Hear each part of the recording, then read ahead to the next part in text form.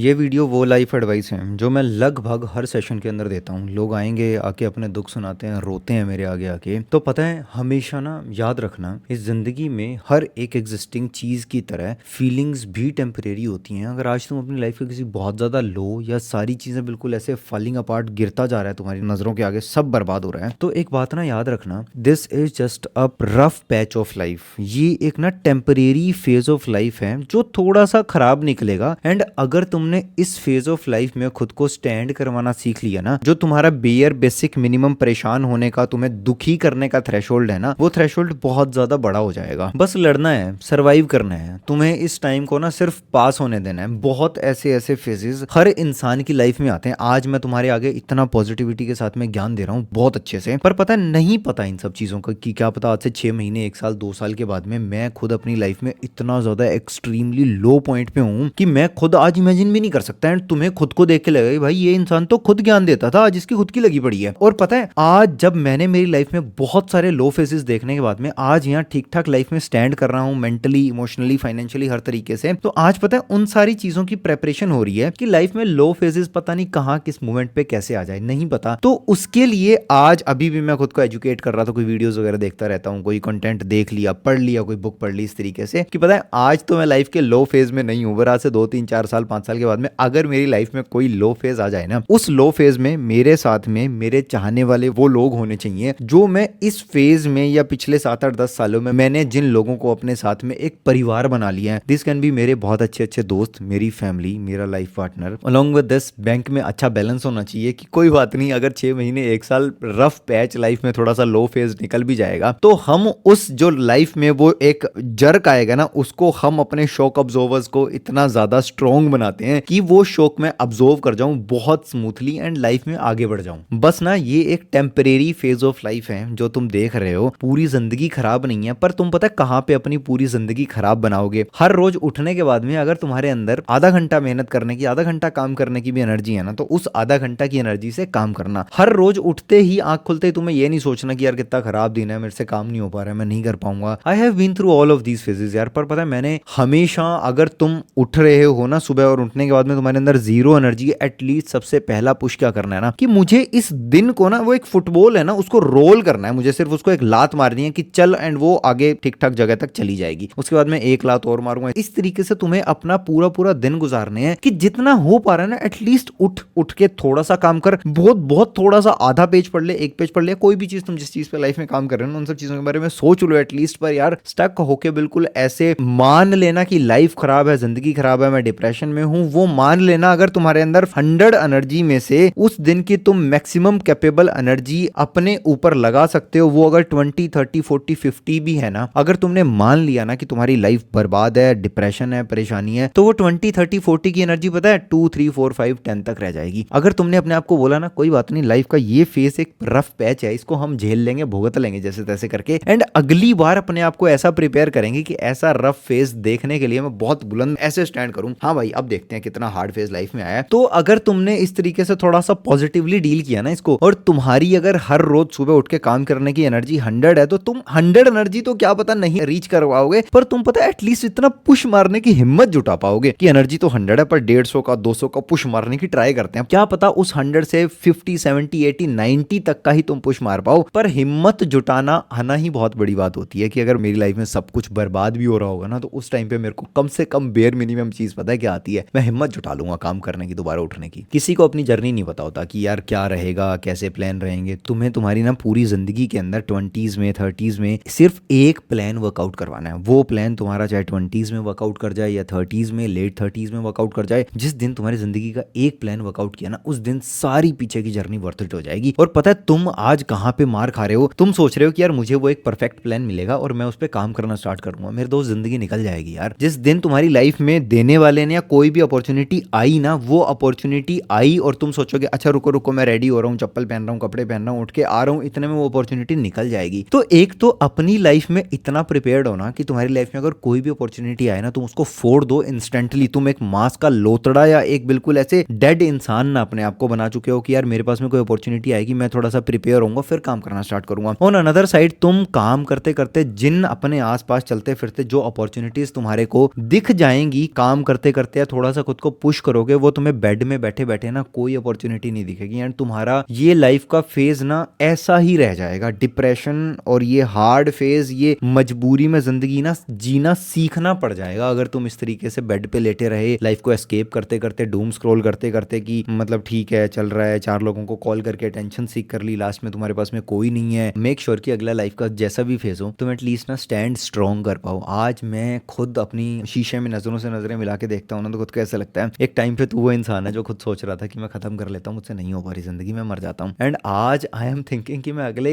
महीने या उससे अगले महीने हॉर्स राइडिंग सीख लूंगा, मैं ऐसा कर लूंगा वैसा कर लूंगा। ये सिर्फ ना उस वजह से हो पाया, मैंने सिर्फ मेरी नॉलेज मेरी कैपेबिलिटीज के हिसाब से बेस्ट पॉसिबल एफर्ट्स लगाए। अगर ये वीडियो से तुम्हें पॉजिटिविटी बहुत मिल रही है पर स्टिल वो मोमेंट या वो पॉइंट वो साइन नहीं मिल पा रहा है कि अब काम करना स्टार्ट करूं, तो do yourself A favour, description के अंदर आपको एक 1-on-1 कोचिंग सेशन का लिंक मिलेगा, वहां से अपने लिए एक स्लॉट बुक करो and let's have most productive mindset changing conversation of your life. As always it's your boy doctor Pankaj Verma, also known as civilised लड़का। यूट्यूब चैनल की मेंबरशिप का, व्लॉग चैनल का सारे लिंक्स डिस्क्रिप्शन और पिन कमेंट के अंदर है। मेंबरशिप में किस तरीके से मैं काम कर रहा हूं उसकी डीपर इनसाइट्स दे रहा हूं। व्लॉग चैनल पे मैं नींदें हराम कर करके अपनी सक्सेस की जर्नी डॉक्यूमेंट किस तरीके से काम कर करके कर रहा हूं वो सब चीजें शेयर की जा रही हैं। और कुछ नहीं तो एटलीस्ट व्लॉग चैनल जरूर सब्सक्राइब कर लेना। मिलता हूं आपसे अगली किसी मस्त सी वीडियो के अंदर। Till the time bye bye, take care, keep working on your dreams, bye.